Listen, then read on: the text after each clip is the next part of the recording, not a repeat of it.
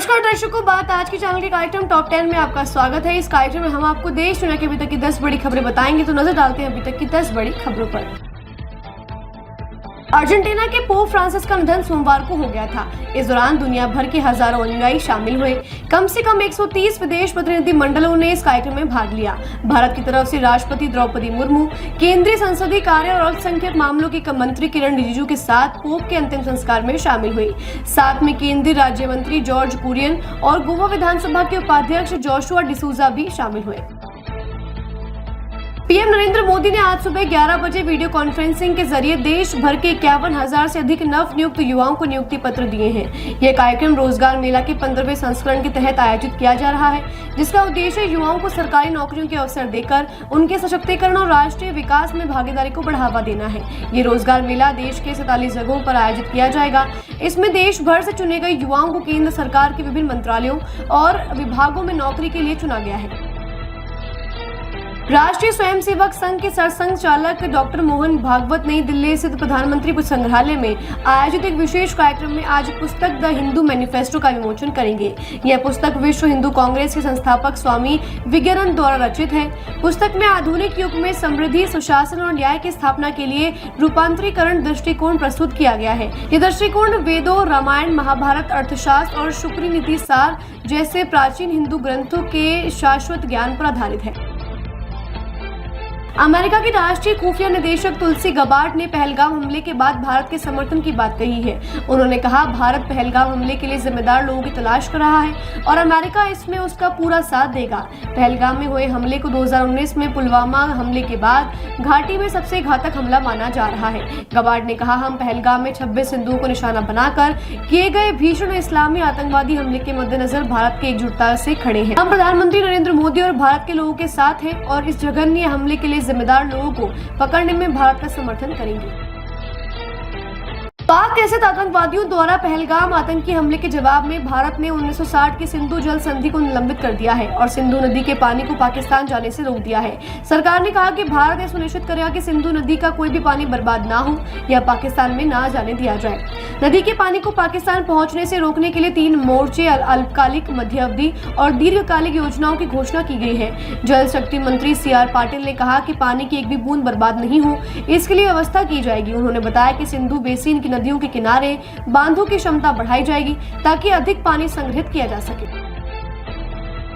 भारत पाकिस्तान में बढ़ते तनाव के बीच ईरान ने शुक्रवार को दोनों देशों से तनाव कम करने का आग्रह किया है। सऊदी अरब ने भी भारत और पाकिस्तान के बीच शत्रुता को लेकर चिंता जताई। उसके विदेश मंत्री ने अपने भारतीय और पाकिस्तानी समकक्षों के साथ फोन पर बातचीत की। ईरान के विदेश मंत्री सैयद अब्बास अराक्ची ने कहा कि भारत और पाकिस्तान ईरान के पड़ोसी हैं जिनके बीच सदियों पुराने सांस्कृतिक और सभ्यता का संबंध है। अन्य पड़ोसियों की तरह हम उन्हें अपने सर्वोच्च प्राथमिक मानते हैं। अराक्ची ने कहा, ईरान इस कठिन समय में दोनों देशों के बीच बेहतर समझ के लिए इस्लामाबाद और नई दिल्ली में अपने कार्यालयों का उपयोग करने के लिए तैयार है। जामिया विश्वविद्यालय में शुक्रवार देर रात छात्रों के 2 गुटों में झड़प हुई है, जिसमें कई छात्र घायल हुए हैं। जामिया मिलिया इस्लामिया प्रशासन की ओर से फिलहाल कोई प्रतिक्रिया नहीं मिली है और घटना के संबंध में पुलिस में भी कोई औपचारिक शिकायत दर्ज नहीं कराई गई है। सूत्रों ने बताया कि 5 से 6 छात्र घायल हुए हैं और उन्हें इलाज के लिए MA अंसारी स्वास्थ्य केंद्र ले जाया गया है, जहाँ इलाज के बाद में सभी को छुट्टी दे दी गई है। विश्वविद्यालय के गेट नंबर 7 के पास झड़प होना बताया जा रहा है, जहाँ झड़प के दौरान ईंट और पत्थर फेंके जाने की बात सामने आई है। रात 11 बजे करीब मामूली कहासुनी में मेवात के एक छात्र पर बिहार के छात्रों ने एक समूह ने कथित तौर पर हमला कर दिया, जिससे तनाव पैदा हो गया। पाकिस्तान के क्वेटा शहर में शुक्रवार को सेना के काफिले को निशाना बनाया गया। बलूचिस्तान की राजधानी क्वेटा के मारगढ़ इलाके में सैन्य वाहन के पास हुए धमाके में पाक फौज के 10 जवान मारे गए। बम निरोधक दस्ते को निशाना बनाकर इम्प्रोवाइज्ड एक्सप्लोजिव डिवाइस से यह हमला किया गया। इसके भी जिम्मेदारी BLA बलूचिस्तान लिबरेशन आर्मी ने ली है। विद्रोही गुट BLA हालिया महीनों में बलूचिस्तान में लगातार पाक फौज और सरकार के लोगों को निशाना बना रहा है। शुक्रवार देर रात BLA के प्रवक्ता जियद बलोच ने कहा कि उनके हमले में 10 सैन्यकर्मियों की मौत हुई है।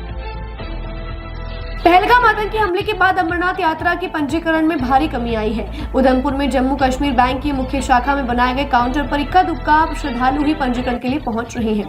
हमले के बाद से उधमपुर में 4 दिन में मात्र 13 लोगों ने ही पंजीकरण कराया है, जबकि इससे पहले हर रोज 60 से 70 लोग पंजीकरण करने पहुंच रहे थे। 15 अप्रैल से शुरू हुई इस प्रक्रिया में जिला उधमपुर से 441 लोग अपना पंजीकरण करवा चुके हैं। इनमें से 220 का पहलगाम रूट और 221 का बालटाल रूट में पंजीकरण हुआ है। वहीं काउंटर पर पंजीकरण करने पहुंचे कुछ श्रद्धालु यात्रियों ने कहा, बाबा बर्फानी का बुलावा आया तो जाने से कोई रोक नहीं सकता है। मन में कोई डर नहीं है और न ही किसी तरह की चिंताएं हैं। बाबा बर्फानी यात्रा सफल करेंगे।